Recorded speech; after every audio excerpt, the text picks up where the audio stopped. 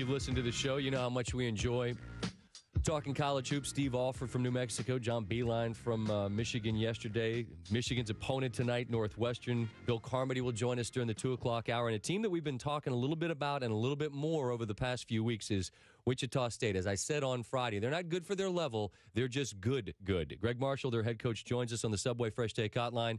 Coach, in this calendar year, you've lost one game. It was on the road in triple overtime. I would imagine that the confidence of your team's got to be just raging at the moment. How good are you guys? Right now, Scott, we're pretty good. I just need to get out of these kids' way. They're playing very, very efficiently on both ends. We're rebounding the basketball well, and it's a new hero every night. It was Joe Ragland in our most recent win at Davidson in the Bracket Buster with 30 points on 14 shots. Yeah, I had that written down. If you didn't mention it, I was going to say, I don't know how many times I've seen a guy go for 30 on just 14 shots. That's ridiculous. Earlier in the year against UNLV, he goes 8 for 9 from the three-point line in a big win here against a very good club from the Mountain West. And who you beat? Yeah, Joe's just playing at a very high level and directing our offense beautifully, playing good defense, taking care of the ball, and just coincidentally, had 7 rebounds, a career high the other night against Davidson. There's a lot to be made of your tournament experience in the run that you went on at Winthrop, and so in a sense you've got more of it than this club, but you did win the NIT last year, which gives you the same thing of advancing through a bracket, playing big games that matter, and you've clearly built on that this year. How reasonable is it, Coach, to feel like you guys can make a run? Well, from where I'm standing, I see no reason why you couldn't and shouldn't. Well, I think you're right, Scott. We just need to play well. Number one, we need a favorable seeding, and we've got to continue to win, and that's going to happen. And then you need a couple breaks. I mean, in the tournament you get in at this day and age, you throw out the labels. There are no labels. Last season, I mean, we made a great NIT run, but people didn't realize our 3 non-conference losses last year were much better after the NCAA tournament than they were heading into the tournament, i.e., we lost to Connecticut, who won the whole thing, and Maui in a very, very, very good basketball game. We lost at San Diego State. They made the Elite Eight and lost to Connecticut. And then we lost to VCU in the Bracket Buster on a controversial call at the end. So the bottom line is our resume was probably good enough after the NCAA tournament. Just unfortunately, people didn't realize how good those teams were before the NCAA tournament. Well, they know how good you are before the NCAA tournament. Wichita State head coach Gregg Marshall is my guest.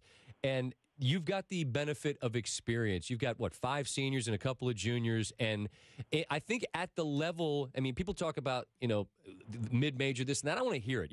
Butler, VCU, et cetera. They've shown you can get there. But I do think, Coach, at this level, maybe you're not as likely to lose guys to the NBA. And that experience that you gain playing together is something that's hard to put a price tag on. Do you value that experience as much as I do?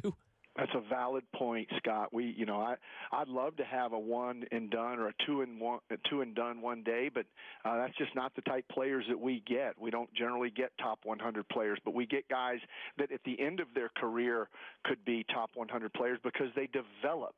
And the guys that we have as seniors now, you mentioned Joe Ragland, but Garrett Stutz, a 7-footer. Yep. That Billy Gillespie offers his first year at Kentucky, and he chooses to stay close to home. He's from Kansas City, and now as a senior, he's been dominant. He's a first-team all-conference player, if not the player of the year. He can play inside out, shoots the three, and can also score with his back to the basket, and is the best defensive rebounder in our league. Teray Murray's a guy that's going to be in top 10 in about 7 different categories, and this is a great program over the years with a lot of NBA guys. Mm-hmm. But Teray Murray's going to go down in the history books as one of the top 10 players in the history of this whole program. And he was recruited that first year along with Garrett and a young man by the name of David Kiles, who's our designated long-range sniper from Dallas. So these guys have had a great career. Ultimately, it's going to now end in the NCAA tournament, and we're just excited that they finally gotten to that point. And like you mentioned earlier, I have been there, and I keep telling these guys how special it is. And basically, if you go through a 4-year college career at this level or any level and you don't get to go, you've wasted your time. Gregg Marshall, my guest, head coach of Wichita State. And because of your ties to Carolina, you're always going to be a guy that anytime there's an opening, people are going to they're going to target you. But I think that what we've seen in the past couple of years, particularly, is a guy like Brad Stevens can go to Butler and just look around and go, you know what, I'm good here. Many years ago, Mark Few got the reins at Gonzaga. He looks around and says, I'm good here. Coach, can you put down some roots in a great basketball area at Wichita State and say, look, I can win here. I'm good here. Without a doubt. I mean, just as Butler, VCU, George Mason before them proved, you can win and win big here. We finally got it rolling now, and we want to continue to have it rolling. And we have the best recruiting class that I've ever been a part of as a coach, and that's 27 years coming in next year with a 5-man class where we love some of these guys we've got joining us.